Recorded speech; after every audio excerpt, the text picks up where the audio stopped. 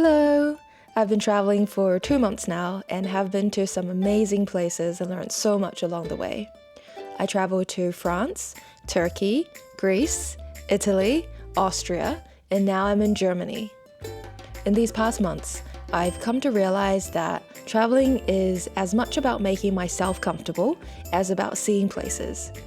Learning that I enjoy slow traveling with loose schedules the best. Learning to listen to my body and letting go of expectations. Because most of the time, we can only accept things the way they are. In this video, I want to share with you my top 3 learnings along the way. For this trip, I've really embraced a laid-back approach to planning. While I do my homework on how long to stay in each place, I usually arrive without any plans on where to go and what to see. I would explore local suggestions from Airbnb hosts, hotel staff, and then decide on activities based on how I feel each day. This approach has shown me the benefits of a more relaxed itinerary, which is less about strict schedules and more about enjoying the moment. I used to think that I needed to see all the sights, but I've since learned to take it slower. This leaves room for spontaneity and unexpected adventures. I've actually tried both the jam-packed schedules and the go-with-the-flow itineraries. I found that trying to follow a strict schedule requires a lot of upfront research, planning, and that often makes me feel more anxious. I start thinking if my plan is the best there is, and if the places that I've picked are the best to go to. This way of traveling can make me feel like I'm just ticking boxes, which adds pressure and takes away the fun.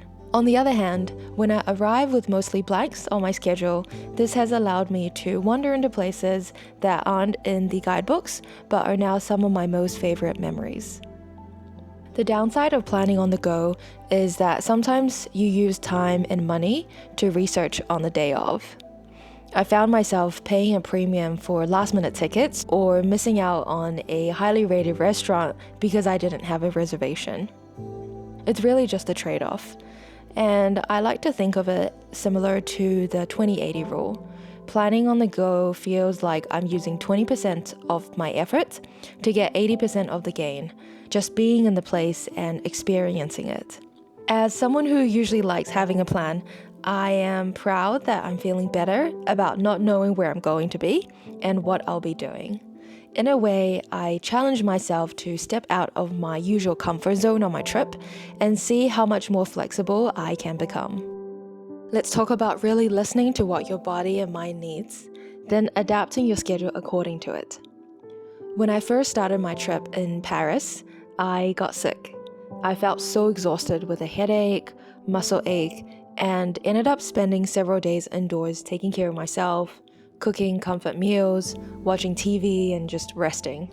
While I did feel bad that I couldn't see all of Paris that I wanted to, I knew that I had to take care of myself first. After Paris, I intentionally picked a smaller town, Dijon, to stay in, take care of myself, and reset. I'm learning that to keep my travel sustainable, I need to give myself breaks from being a tourist and introduce my usual routines at home into my travels as well. I've also adjusted my diet. I used to try to eat as much local food as possible because I wanted to maximize my experience. Sometimes this doesn't work well, either local food doesn't appeal to me or it doesn't accommodate to my mostly vegetarian diet. I'm learning to include what I'm familiar with and cooking whenever I can, which helps maintain my comfort and energy levels. So while I'm not getting that full local food experience, I'm still having a great time traveling and feeling comfortable, which is the most important. Finally, letting go of my expectations. I don't know if you experience this too, but I sometimes would go to a place or into an experience with expectations of what it should be. Either I had these expectations from looking at photos or hearing from other people. And having these expectations can be unhealthy because it affects how I see reality and can lead to disappointment. In those moments, I found it important to let go of my expectations and to start seeing things as they are. This helps me enjoy the moment and appreciate the fact that I am there and experiencing it for myself. In a way, traveling is similar to living life. You can't always plan for and optimize everything. Give yourself room to breathe, discover, and explore. Along the way, you will surprise yourself with something new and unexpected.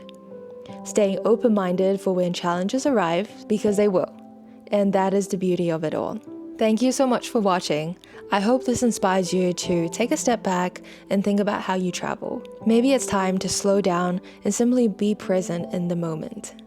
If you liked this video, hit that like button, subscribe, and share your own stories in the comment. I would love to hear from you. See you in the next video.